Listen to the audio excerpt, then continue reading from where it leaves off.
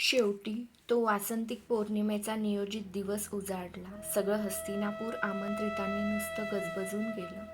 तो दिवस सगळ्या योद्ध्यांच्या परीक्षेचा दिवस होता. स्पर्धेत भाग घेणाऱ्या प्रत्येक शिष्य योद्ध्यानं आपल्या गुरूचा आशीर्वाद घेऊनच आखाड्याकडे जायला पाहिजे होतं. पण मी काय करणार होतो? कारण त्या दिवशी एकाएकी आकाश सकाळपासूनच पांढरट भुरक्या ढगांनी झाकोळून गेलं होतं. माझं मन त्यामुळं अगदी खिन्न झालं. त्या दिवशी भल्या पहाटे उठून गंगेच्या पाण्यात उभा राहून मी 2 घटका माझ्या दिव्य गुरूंचं एकदा तरी दर्शन घडेल म्हणून डोळ्यात प्राण आणून तिष्ठलो. पण त्याच्या आणि माझ्यामध्ये दृष्ट ढगांची निगरगट्ट अशी एक घनदाट चवड निर्दयीपणे उभी होती. खरोखरच लहानपणी मी शोनाला म्हणत असे, त्याप्रमाणे मी एखाद्या गरुड पक्षी झालो असतो तर क्षणातच आपल्या बळकट पंखांच्या साहाय्यानं एक उंच भरारी घेतली असती आणि आपल्या तीक्ष्ण टोकदार नखांनी त्या निर्दयी ढगांचं पोट फाडलं असतं. पडलेल्या भगदाडातून माझ्या गुरूंचा एक तरी हात बाहेर आला असता. त्यांनी तो अत्यंतिक प्रेमानं माझ्या पाठीवरून फिरविला असता. पण ते शक्य नव्हतं. काही वेळा मनुष्य हा पशुपक्ष्यांपेक्षाही आगतिक आणि असहाय्य असतो. सकाळच्या 3 घटका संपल्या. आकाश जसंच्या तसं होतं, ढगाळलेलं. गंगेच्या काठावरच्या वाळूत उभा राहून शोण माझी वाट पाहत होता. मी पाण्यात उभा होतो. मला तो चुकूनही हाक मारणार नव्हता. मी जरी दिवसभर पाण्यातच उभा राहिलो असतो तरी तोही तसाच दिवसभर किनाऱ्यावर उभा राहिला असता. मला आता अधिक काल थांबता येणार नव्हतं. शेवटी निरुपायानं मी डोळे मिटले. काही केलेल्या डोळ्यांसमोर नेहमीसारखे परिचित असे तेजाचे कण उभे राहिले नाहीत. असं का झालं होतं? ते काही अशुभ लक्षण तर नाही? छे, मन हे वेडं असतं. ते नेहमीच नको त्या शंका कुशंका घेत असतं. मी नित्याप्रमाणे हात जोडले आणि मनोमन म्हणालो, देवन, नेमके आजच तुम्ही माझ्यावर असे रुष्ट का? आज मला आशीर्वाद द्या. आज मी या नगरातील सर्वश्रेष्ठ वीर म्हणून गौरविला गेल्याचं तुम्हाला पाहायला मिळेल.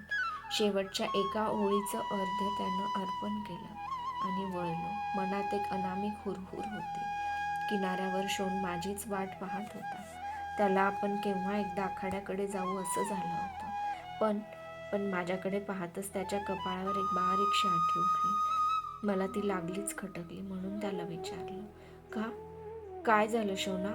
तुझ्या कपाळावर आज आठी का? तो गप्पच उभा राहिला. त्याचं मौन मला मात्र अगदी असह्य झालं. त्याचे भरगच्च खांदे दोन्ही तळ हातांनी गच्च पकडून ते गदागदा हलवीत मी ओरडलो, शोना, अरे तू असा गप्प का? तो काहीही उत्तर न देता माझ्या कानांकडे डोळे विस्फारून नुसताच पाहत राहिला. त्याचे डोळे क्षणात निस्तेज दिसू लागले. मला त्याचं ते विचित्र पाहणं असह्य झालं. त्याचा चेहरा हातात घेऊन त्याच्या डोळ्यात खोलवर पाहत मी त्याला कळवळून विचारलं, शोना, आपल्या दादाला तू एवढाही मानित नाहीस? सांग शोना, असं कोणतं जीवघेणं रहस्य आहे की जे तुला आज माझ्यापासून लपवून ठेवावं असं वाटत आहे? तो विरघळला. आपल्या गालांवरचे माझे हात आपल्या थरथरल्या हातांनी घट्ट पकडीत तो म्हणाला, दादा, आज तू आखाड्याकडे जाऊ नकोस. तुझ्या गुरूनं तुला दर्शन दिलेलं नाही. तू परत चल. वेड्या, माझे गुरु काय रोज मला दर्शन देतात? पावसाळ्यात ते 4-4 महिने दडी मारून बसतात तेव्हा. पण हे दिवस पावसाळ्याचे नाहीत. वसंत ऋतूचा काल आहे हा. त्यांनी आजच असं मुख लपवायचं काही कारण नाही. असू देत. माझ्या गुरूंचा आशीर्वाद मला मिळाला आहे. तो मला कळतो. चल तू. त्याच्या दंडाला धरून मी त्याला पुढं ढकललं. नको दादा, मी तुला जाऊ देणार नाही. त्याच्या स्वरात भय होतं. का? आज हस्तिनापुरातल्या सर्वश्रेष्ठ अजिंक्य वीरांची निवड आहे हे तुला माहीत नाही काय? आज तर मला गेलंच पाहिजे. नको, आज जाऊ नकोस. त्यानं माझे हात अधिक घट्ट धरले. त्याची पकड धडधड स्पंदत होती. शोना, लहानपणातला पोरकट हट्ट सोडून दे. वयाबरोबर आता थोडं बदलायला शिक. लक्षात ठेव, तू कर्णाचा मोठा भाऊ आहेस. मी आयुष्यात पहिल्या प्रथमच त्याला एवढ्या कठोर शब्दात समज दिली. आपलं तोंड माझ्या ओंजळीतून त्यानं काढून घेतलं. 4 पावलं दूर जात खाली मान घालून तो म्हणाला, मी तुझा भाऊ आहे, हे कधीच विसरलो नाही आणि विसरणार नाही. म्हणूनच माझं मन मला सांगत आहे की तू आज आखाड्याकडे जाऊ नये. कारण तुझ्या कानातली कुंडलं आज निस्तेज पडली आहेत. त्यांच्या भोवती काळी काळी वलयं दाटली आहेत. त्याचे ते उद्गार तापलेल्या शिशाच्या रसासारखे माझ्या कानात घुसले. ते उद्गार ऐकून मी खिन्न झालो. मनाच्या घायाळ भुजंगाला शंकांच्या असंख्य मुंग्यांनी कडकडून डसायला सुरुवात केली. का काळी पडली आहेत माझी कुंडलं? का ढगाळलं आहे आज आकाश? कोणत्या महान विनाशाची ही निशाणी आहे? कोणत्या विषवृक्षाचं बीज आज लावलं जाणार आहे? या कर्णाचं काय होणार आहे? कशाला मिळाली आहेत ही कुंडलं? काय उपयोग आहे ह्यांचा? कशाला मिरवतो मी हे? असंख्य प्रश्नांचे काजवे डोळ्यापुढे चमकू लागले. शेवटी आतून एक आवाज आला. त्यानं मला धीर दिला. मी ठरवून टाकलं की शोन म्हणतोय ते ठीक आहे, पण नुसतं आखाड्याकडे जायला काय हरकत आहे? मी त्याला खिन्नपणे म्हणाले, ठीक आहे शोना, मी आखाड्यात उतरणार नाही, पण एकाच अटीवर. मी आखाड्याबाहेर महाद्वारात उभा राहीन. माझ्या गुरुनं मला दर्शन दिलं तरच मी आखाड्यात उतरेन. शोनानं आनंदानं मान डोलावून मला संमती दिली. वाळू तुडवीत आम्ही चालू लागलो. राजनगरीतले सगळे मार्ग सुने सुने होते. लहान मुलांपासून वृद्धांपर्यंत झाडून सगळे आखाड्याकडे गेले होते. त्यावेळी बाहेरचा एखादा वाटसरू आला असता तर त्याला हे नगर पाहून ही कौरवांची राजनगरी हस्तिनापूर आहे हे सांगूनही पटलं नसतं. कारण नगरात एकही माणूस शिल्लक नव्हता. ढगाळलेल्या आकाशामुळे हस्तिनापूर बळी देण्यापूर्वी खुराड्यात कोंडलेल्या कोंबड्यासारखं दिसत होतं. आम्ही आखाड्याजवळ आलो. नगरजनांच्या टाळ्या आणि आरोळ्या आता अधिक स्पष्ट ऐकू येऊ लागल्या. त्या ऐकताच माझ्या अंगातील रक्त आपोआप सरसर तापू लागलं. पण त्याचा काही उपयोग नव्हता. शोनाला सांगितलं होतं त्याप्रमाणे आखाड्याबाहेरच उभं राहणं मला भाग होतं. आम्ही आखाड्याच्या प्रवेशद्वारापाशी आलो. स्पर्धेला केव्हा सुरुवात झाली होती. आता कुणीतरी प्रतिस्पर्ध्यावर प्रेक्षणीय हल्ला चढविला असावा. एकसारख्या टाळ्या वाजत होत्या. माझ्या पराक्रमोत्सुक मनाची अवस्था पिंजऱ्यात कोंडलेल्या वाघासारखी झाली. देहाच्या पिंजऱ्याला फोडण्यासाठी ते चहूबाजूंनी धडका मारू लागले. गाईला बघितलेल्या पण गळ्यात कंठ बंद असलेल्या वासरासारखं ते तडफडू लागलं. मोठ्या कष्टानं स्वतःला आवरीत मी शोनाला म्हणालो, तू जा आत, मी इथंच थांबतो. तो तसाच थांबला. त्याची कल्पना होती की त्याच्या मागोमाग मी लागलीच आत येणारच. त्याच्या खांद्यावर हात ठेवून मी त्याला सांगितलं, शोना, विश्वास ठेव, मी आत येणार नाही. हा कर्णाचा शब्द आहे. जा. तो माझ्या कानांकडे पाहत निघून गेला. माझ्या मनाच्या मोहळातून विचारांच्या असंख्य लाल मधमाशा इकडे तिकडे नाचू लागल्या.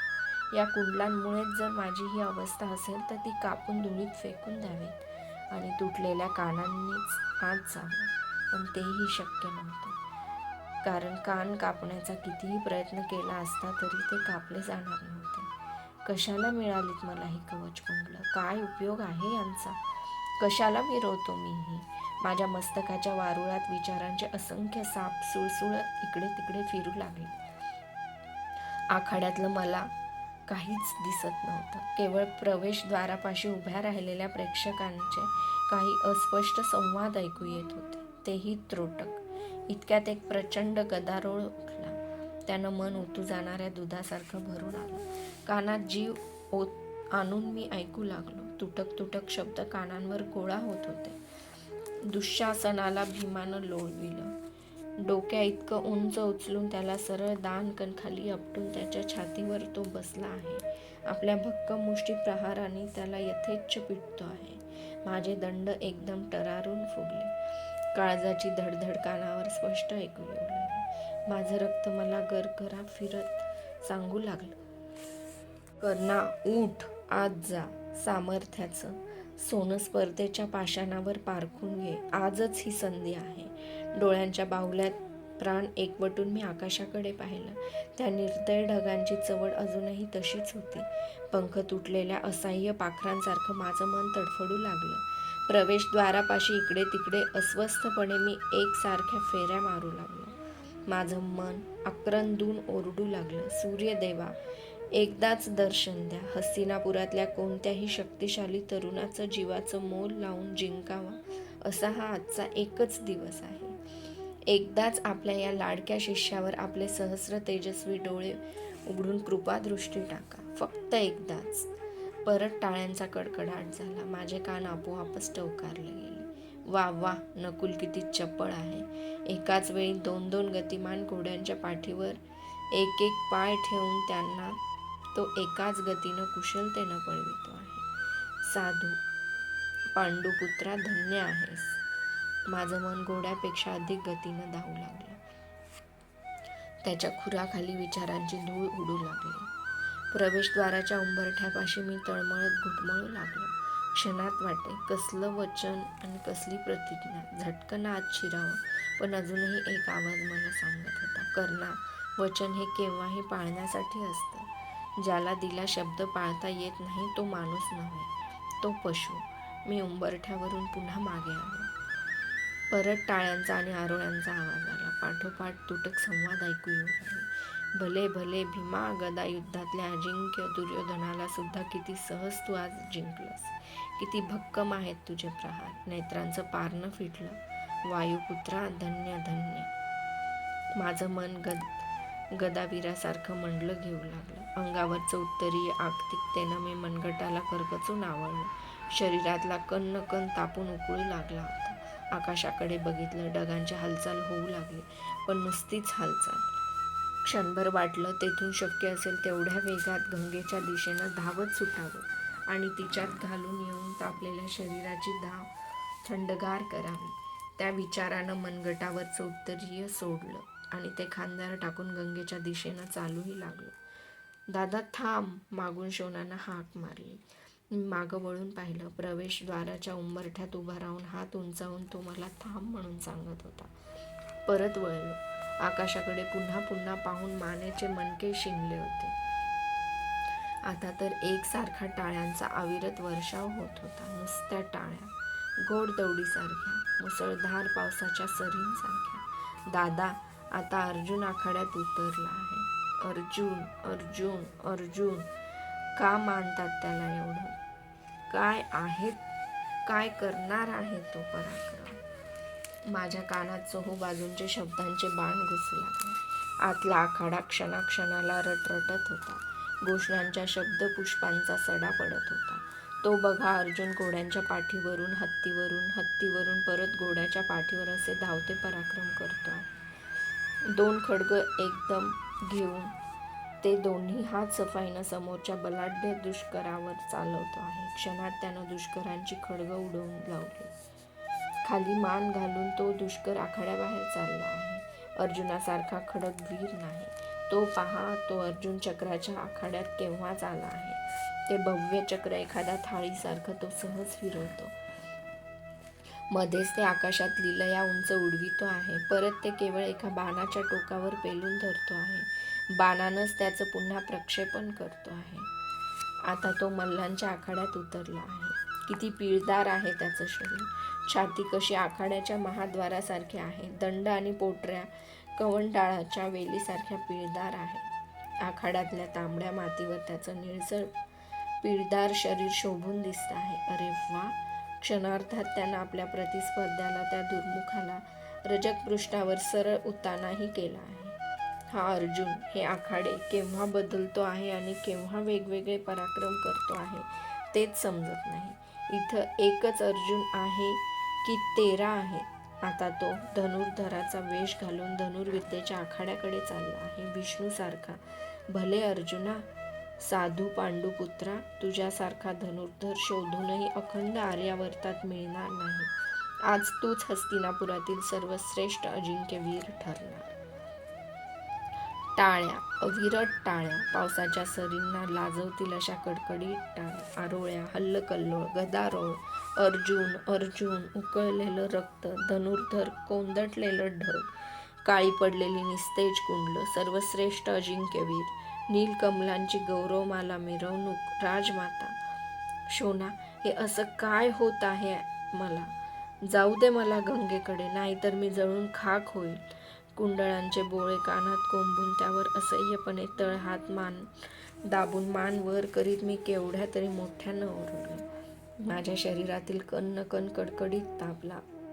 असह्यपणे मी शोणाच्या खांद्यावर संतप्त मस्तक टेकलं. माझ्या अंगातून कडकडीत घामाच्या धारा वाहू लागल्या. त्या कडकडीत पाण्यानं शोणाच्या खांद्यांचं कातडं पोळू लागलं. शब्दांच्या इंगळांनी माझं मन पोळू लागलं. आता मात्र हल्लकल्लोळ चालला होता. माझ्या डोळ्यातून आक्तिकतेचे जळजळीत उष्ण अश्रू वाहत होते. तो बघ अर्जुन एकाच वेळी असंख्य बाण असंख्य लक्ष्यात मारतो आहे. टाळ्या, आकाशात उडविलेली फळं वरच्यावर छेदतो आहे. त्या 2 तुकड्यांचे 4 4चे 8 असे असंख्य तुकडे वरच्यावर करतो आहे. वर आकाशात फेकलेलं फळ असंख्य तुकडे होऊनच खाली पडत आहे. टाळ्याच टाळ्या. तो पहात्यानं फेकलेला जिदम बाण वाकडा तिकडा होत मधले असंख्य अडथळे चुकवून बरोबर लक्षात घुसला आहे. असंख्य टाळ्या. आकाशात असंख्य बाण सोडून पावसाचं दृश्य तो दाखवितो आहे. मध्येच एखादा चंदेरी जिदम बाण वाकडा तिकडा सोडून त्याचं विजेचं दृश्य निर्माण करतो आहे. टाळ्या व जल्लोष.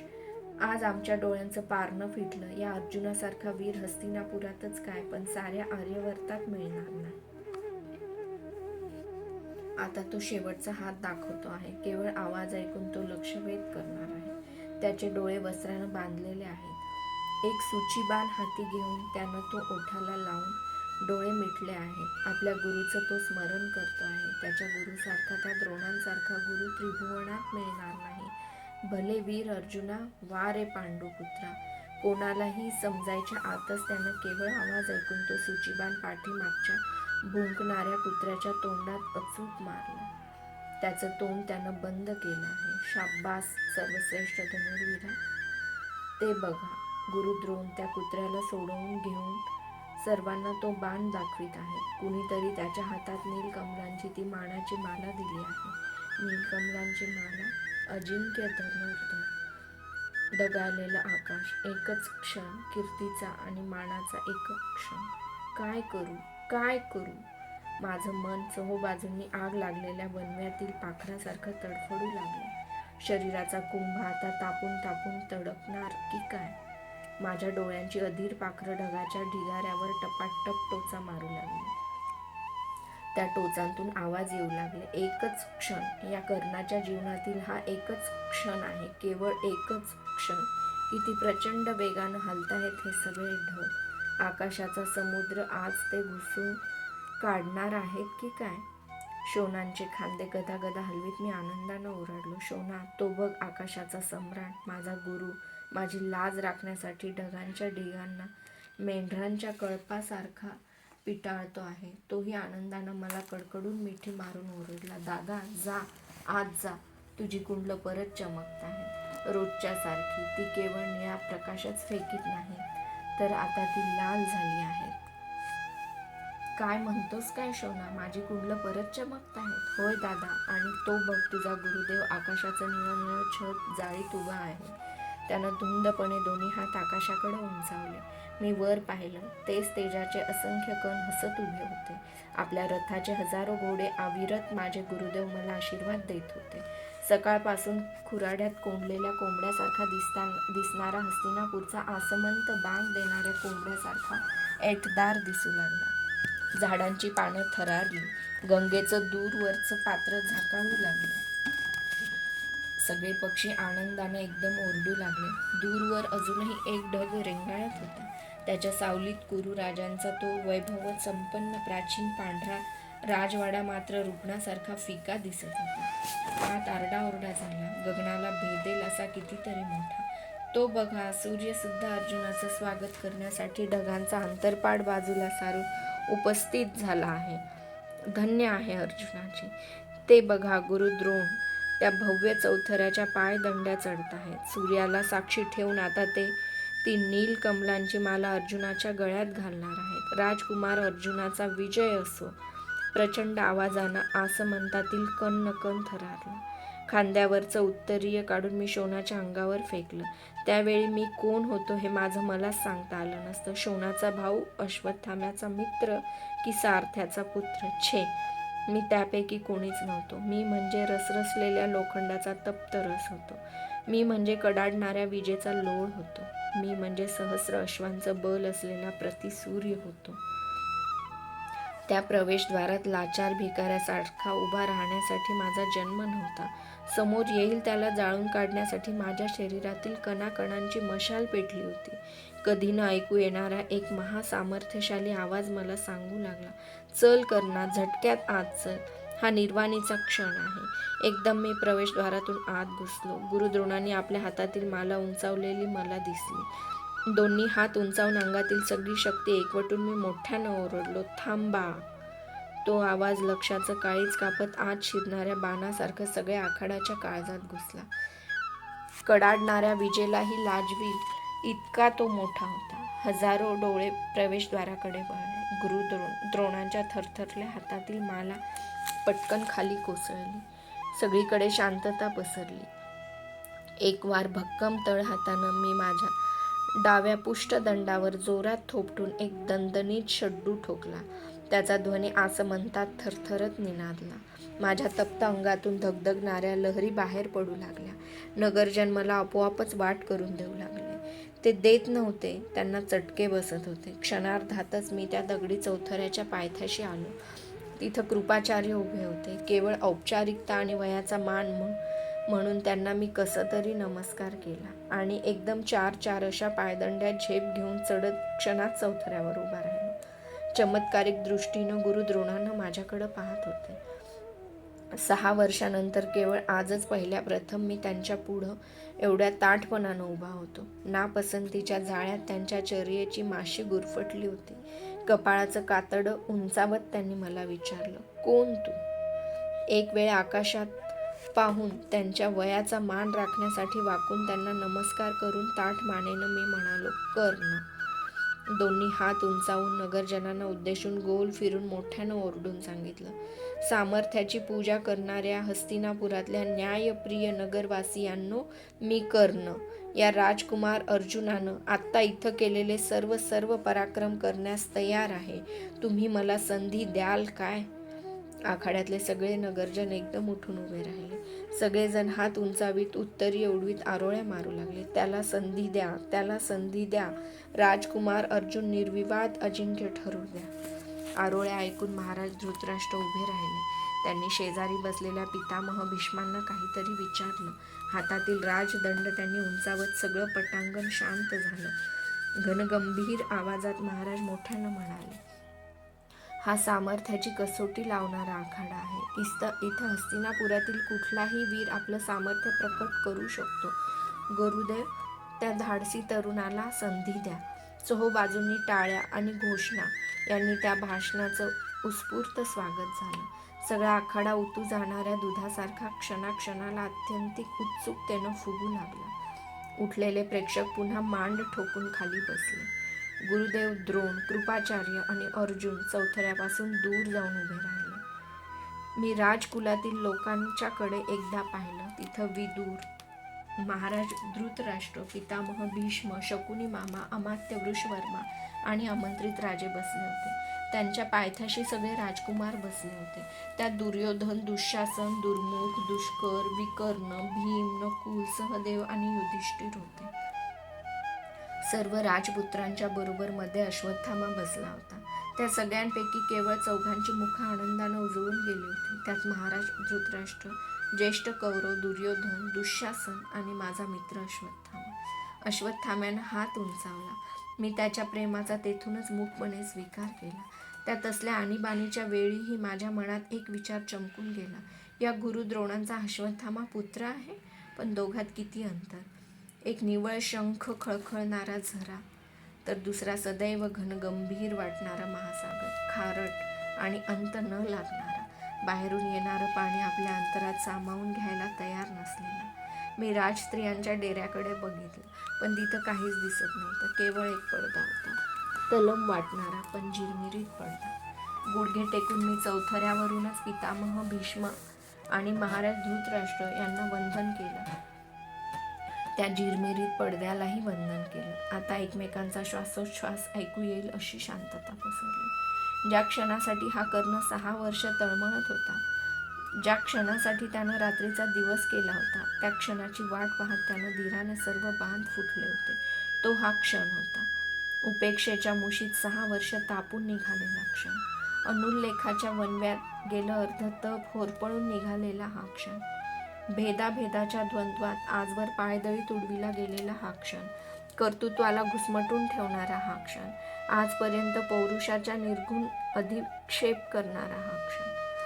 आज एकतर हा कर्ण ती नीलकमलांची माला गळ्यात घालून विजयी वीर म्हणून परतेल, नाही तर पराभूत झालेल्या कर्णाचं प्रेत तुडवून मगच नगरजन परत जातील.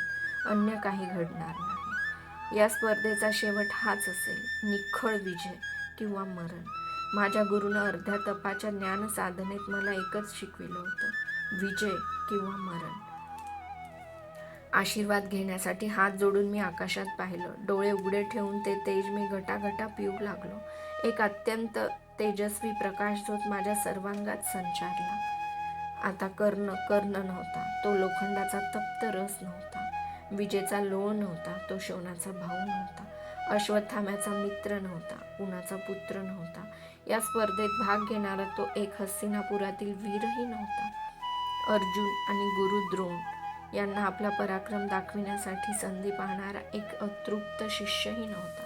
तो कुठं आहे तेच त्याला माहीत नव्हतं. माहीत व्हावं असं त्याला वाटत नव्हतं. कारण आता तो सूर्यदेवाचा एक प्रकाशमान किरण होता. गतिमान आणि तप्त असा किरण. धरणीला चिरणारा किरण. आता त्याला समोरचे हजारो जण दिसत नव्हते. आता त्याला कानातील धडधड ऐकू येत नव्हती. आता त्याला टाळ्यांचा पाऊस ऐकू येत नव्हता. आपलं शरीर उकळलेलं आहे म्हणून तो अस्वस्थ होत नव्हता. कारण तो म्हणजे केवळ प्रकाशाचा किरण होता. असीम, अमित आणि अनंत प्रकाशाशी जोडलेला किरण. स्वतःचं स्वतंत्र अस्तित्व नसलेला किरण. त्रिभुवनात स्वैर संचार करणारा किरण. जगाचे डोळे दिपविणारा किरण. अंधाराचं पोट चिरणारा किरण. नुसता किरण, प्रकाशाचा किरण. चौथऱ्यावरून उडी मारून मी झटकन खाली उतरलो. माझ्या शरीराला एक साधी झणझणी सुद्धा आली नाही. क्षणात अश्वरोहणाच्या पटांगणात आलो. 7 पांढरे घोडे एकत्र बांधले होते. त्यातल्या मधल्या एका घोड्याच्या पाठीवर उभा राहिलो. त्या घोड्यावरून सगळे घोडे पिटाळू लागलो. माझ्या संकेतावर थांबलेले ते 7ही घोडे पुढेच खूर उडावून मोठ्यानं खिंकाळू लागले. वेगाचं बंधन त्यांना उरलं नाही. माझ्या हातातील दोरीवर नाचणारी ती 7 खेळणी होती. त्या धावत्या घोड्यावरून सहज हत्तीवर चढलो. दोन्ही सुळ्यांवरून दोन्ही पाय देऊन उभा राहिलो. त्या प्रचंड प्राण्यांचा अंकुश नसताना हवा तसा खेळवू लागलो. नंतर चक्राच्या आखाड्यात आलो. ते भव्य चक्र हातात घेऊन सहज थाळीसारखं गरगर फिरविलं. मध्येच ते आकाशात उंच उडविलं. खाली येणारं ते चक्र हाताच्या करंगळीवर तोलून धरलं. ते चक्र पायाखाली घेतलं. पायांच्या नुसत्या अंगठ्यांनी गोल फिरवलं. दूर फेकून दिलं. तेथून खडगाच्या आखाड्यात आलो. माझ्यापूर्वीच 2 योद्धे तिथं हातात 2-2 खडग घेऊन उभे होते. माझ्या हातात एकच खडग कसं तरी लागलं. त्यानंच खणाखणी सुरू झाली. माझ्या एका भक्कम प्रहाराबरोबर त्यांच्या हातातील खड्ग दूर उडून पडले. हात खांद्यातून उखडल्याप्रमाणे ते खांदे चोळीत आखाड्याबाहेर निघून गेले. नंतर भाल्याच्या आखाड्यात आलो. 5 वेगवेगळे भाले एकाच हातात घेऊन दुरून धावत येऊन समोरच्या 5 लक्षात ते मी एकाच वेळी अचूकपणे मारले. परत धावत येऊन 5 भाले पूर्वीच्या घुसलेल्या भाल्यांच्या लाकडी शेपटात मारले. भाल्यांची फेक आणि भाल्यांची चवड तयार होऊ लागली. राजस्त्रियांच्या डेऱ्यासमोर असलेल्या मल्लांच्या आखाड्यात आलो. त्या आखाड्यात 3 प्रतिस्पर्धी उभे होते. पण ते तिघेही मला मातीच्या ढिगासारखे वाटले. अंगावरचं पांघरलेलं तांबडं वस्त्र मी दूर फेकतात त्यातल्या 2 ढिगांनी माझं पिकलेल्या लिंबासारखं पिवळं धमक शरीर बघून न खेळताच हात वर करून आपला पराभव मान्य केला. एकानं मात्र सरळ मला द्वंद्वासाठी आव्हान दिलं. द्वंद्व, विजय किंवा मरण. तो माझ्या अंगावर दात ओठ खात धावून आला. पण क्षणात माझ्या बाहूकंटक डाव त्याच्या गळ्याभोवती पडला. हातपाय झाडत तो तडफडून महाराजांकडे जीवदान मागू लागला. राजस्त्रियांच्या डेऱ्यांचा पडदा उगाच क्षणभर थरथरला. महाराजांनी राजदंड उचलला. त्याला जीवनदान मिळालं. शेवटी धनुर्धराचा वेश चढवून मी त्या मधल्या चौथऱ्याकडे चालू लागलो. माझ्या अंगावर पिवळं वस्त्र होतं, खांद्यावर निळं उत्तरीय होतं. धीमी पावलं टाकीत मी चौथऱ्याच्या पायदंड्या चढू लागलो. साळींद्राच्या शरीरातून शेकडो टोकदार नलिका एकाच वेळी बाहेर सुटतात तसे अनेक बाण माझ्या धनुष्यातून वेगानं सुटू लागले. वारुळात नाग घुसतात तसे ते लक्षात घुसू लागले. एक जिद्द बाण मी सोडला. मध्ये असंख्य अडथळे चुकून तो वाकडा तिकडा होत समोरच्या लक्षात अचूक घुसला. आकाशात फेकलेल्या फळांचे माझ्या बाणांनी असंख्य तुकडे होऊ लागले. इतके बारीक तुकडे की वर जाताना फळ दिसे, पण खाली मात्र बारीक चूर्ण पडू लागले. आता शेवटचा हात मला करावयाचा होता. आवाजाचा लक्ष्यभेद. केवळ आवाज ऐकून लक्ष टिपायचा हा महत्त्वाचा लक्ष्यभेद होता. सगळं वातावरण शांत होतं. लक्ष्यभेदापूर्वी माझे डोळे वस्त्रानं बांधले गेले. एक सूची बाण हातात घेऊन मी तो ओठांना लावला. मला आता गुरूंचं स्मरण करावं असं सुद्धा वाटलं नाही, कारण मी कोण होतो हे माझं मलाच माहीत नव्हतं. प्रकाशाच्या किरणाला गुरु कोण आणि आशीर्वाद कसला ते कुत्र माझ्या मागं बांधण्यात आलं. ते भुंकावं म्हणून एक सेवक त्याला तीक्ष्ण भाल्यांच्या पात्यानं दुरून टोचणार होता, पण टोचणारा, कुत्र, भाला यापैकी काहीच विचारात घ्यायचं नाही. आता फक्त आवाजाचा लक्ष्यभेद, फुटून कानावर आदळणाऱ्या ध्वनी लहरींवर मन केंद्रित. माझ्या सर्वांचे कान झाले. सावधानतेचा संकेत मला मिळाला. माझ्या कानांचे डोळे आवाजाचं लक्ष शोधू लागले. आता कानावर पडेल तो आवाज पहिलाच स्पंद झटक्यात टिपायचा होता. सगळीकडे स्मशान शांतता पसरली. श्वास सुद्धा रोखले होते. एकमेकांच्या हृदयाची धडधड ऐकू यावी अशी नीरव निश्चल शांतता होती. आवाजाचा एक मंजूळ स्वर माझ्या कानावर आदळला. बाण धनुष्यातून सुटला नाही, तोच कुत्र्यांचं भुंकणं ऐकून आलं. सगळं एका क्षणात होऊन गेलं. बाण धनुष्यातून सुटला होता. मी डोळ्यांवरचं वस्त्र अधीरपणे बाजूला सारून कुत्र्याकडे पाहिलं. ते अजूनही भुंकत होतं. तो बाण कुत्र्याच्या तोंडात बसला नव्हता. माझा लक्ष्यभेद चुकला होता. जीवन गरगरलं होतं. अंगातील तो तेजाचा झोत कुठेतरी निघून गेला. मला एकदम थकल्यासारखं वाटू लागलं. ग्लानी येऊ लागली. सगळीकडे घोषणांचा पाऊस पडू लागला. पांडुपुत्र अर्जुनाचा विजय असो, गुरुवर्य द्रोणांचा विजय असो, मर्मभेद करणाऱ्या लक्ष ओठांतून स्फुरलेल्या लक्ष घोषणा. असं कसं झालं? आवाजाचा लक्ष्यभेद चुकला कसा? तो मंजूळ आवाज कसला? कुत्र्यानं आपला स्वर बदलला की काय? मग माझा बाण कुठं गेला? असंख्य प्रश्नांच्या विजा माझ्या मनाच्या कोंदटलेल्या ढगात आकाशात चमकू लागला. पायाखालचा चौथरा सरकतो आहे असं वाटू लागलं.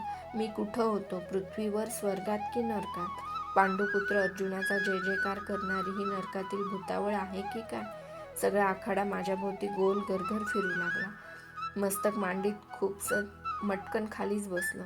माझ्या पायात ती नीलकमलांची माला होती, मानाची माला, जिचे हजारो तुकडे करून ते स्वैर फेकून द्यावेत म्हणून मी ती उचलली. इतक्यात गुरु, द्रोण आणि अर्जुन चौथऱ्यावर आले. कसा तरी उठून उभा राहिलो. माझ्या हातातील माला गुरु द्रोणांनी आपल्या हातात घेतली अर्जुनाचं अभिनंदन करण्यासाठी. भीम, युधिष्ठिर सगळे चौथऱ्याकडे ओरडत धावले. कर्ण योद्ध्यांच्या राज्यातील भिकारी ठरला. कर्ण समर्थाच्या जगातील कीटक ठरला, कारण त्याच्याजवळ आवाजाचा लक्ष्यभेद नाही. जगाला थरारून सोडणारा तो अचूक बाण त्याच्याजवळ नाही. हा बाण त्याच्याजवळ, त्याला जगात किंमत. जग हे सामर्थ्याची पूजा करतं. ते सामर्थ्याच पाय धुतं, जगाच मानच मिळवतं. असेल तर हा आवाजाचा लक्ष्यभेद शिकला. जिथं असेल तिथं जाऊन त्यानं ही विद्या घेतली पाहिजे, तरच त्याला जग मानेल. अन्यथा तो उपेक्षितच राहील, वंचितच राहील. मी चौथऱ्यावरून तोंडघशी उडी मारली असती तरी माझं कपाळ फुटलं नसतं. माझं मन असह्यपणे आक्रंदन करू लागलं. काय करू? चौथऱ्यावरून खाली सरळ तोंडावर उडी मारावी आणि कपाळ मोक्ष करून घ्यावा असं मला पुन्हा वाटलं. पण वास्तवता ही क्रूर असते. कधी तो माणसाचा सरळ मरू सुद्धा देत नाही, कारण माझं शरीर अभेद्य होतं. या धुंद मानवाच्या राज्यात या कर्णाला आता कोण सावरणार? एकटा त्याचा भाऊ शोण. माझे डोळे गरगरत शोणाला शोधू लागले. महाद्वारापाशी उभा राहून तो अक्षरशः उत्तरीयानं आपले डोळे पुसत होता. त्याच्या भावाचा हा जीव घेणा मर्मभेदी पराभव, त्याच्या भावनाप्रधान हृदयाचे शतशः तुकडे करीत होता. त्याची समजूत घातली पाहिजे. मी सावरून चौथऱ्याच्या पायदंड्या उतरू लागलो. गुरुद्रोणांनी नीलकमलांची माला अर्जुनाच्या गळ्यात घालण्यासाठी हात उंचावला. सगळीकडे एकच कल्लोळ झाला. पांडुपुत्र अर्जुनाचा विजय असो, गुरुवर्य द्रोणांचा विजय असो. इतक्यात महाराज धृतराष्ट्रांच्या हातातील राजदंड आपल्या हातात घेऊन तो आकाशात उंचावीत पितामह भीष्म थरथरत्या स्वरात मोठ्यानं ओरडले, थांबा. पण त्या गदारोळात त्यांचा आवाज कुणालाही स्पष्टपणे ऐकू गेला नाही. गुरुद्रोणांनी नीलकमलांची माला अर्जुनाच्या गळ्यात घातली. टाळ्यांचा प्रचंड कडकडाट झाला. एक एक जण चौथरा उतरू लागला. मी जिवंत आहे की मृत ते माझंच मला नीट कळेना एवढा संभ्रम माझ्या भोवती दाटला होता. पितामह भीष्म थरथर कापत होते. त्यांच्या हातातील कुरुकुलाचा सोनेरी राजदंड डळमळू लागला. हातातील राजदंड उंच उंच उचलून एकसारखे हात हलवीत ते जनांना संकेत करू लागले. कुमार अर्जुनानं ते बघितलं. त्यानं हात उंच करून सर्वांना थांबण्याचा निकराचा संकेत करताच सगळा आखाडा शांत झाला. पितामह भीष्मांचा कंपित पण कणिमय धारदार आवाज ती शांतता चिरू लागला. गुरुद्रोण आणि हस्तिनापुरातल्या नगरवासियांनो, मी गंगापुत्र ज्येष्ठ कौरव भीष्म सांगतो आहे, अर्जुन आजचा सर्वश्रेष्ठ धनुर्धर नाही. सगळ्यांची हृदय पुन्हा धडकू लागली. सगळ्या आखाड्यावर कुतूहलाचं किचकट जाळं पसरलं. नगरजन कुजबुज करू लागले. कोणीतरी मोठ्यानं ओरडलं, मग पितामह कोण आहे सर्वश्रेष्ठ धनुर्धर? तुम्हीच सांगा. कर्ण. पितामहांच्या घनगंभीर आवाज सगळ्यांच्या कानात बाणासारखा घुसला. मी आणि शोण महाद्वारातून बाहेर पडणार होतो, पण तो आवाज ऐकताच आम्ही परतलो. तो कसा? गुरुद्रोणांनी त्यांना लागलीच विचारलं. गुरुद्रोण, अर्जुनाच्या प्रेमानं तुम्हाला आंधळं बनविलं आहे. नुसतंच आंधळं नाही तर बहिरं सुद्धा. प्रेम मग ते वाजवीपेक्षा अधिक असेल तर तोही दुर्गुणच. सांगा पितामह, काय झालं? चारीकडून आवाज उठला. आवाजाचा लक्षभेद जाणण्याची पात्रता या आखाड्यात केवळ 4च लोकांत आहे. एक कर्ण, दुसरे द्रोण, तिसरा अर्जुन आणि चौथा मी.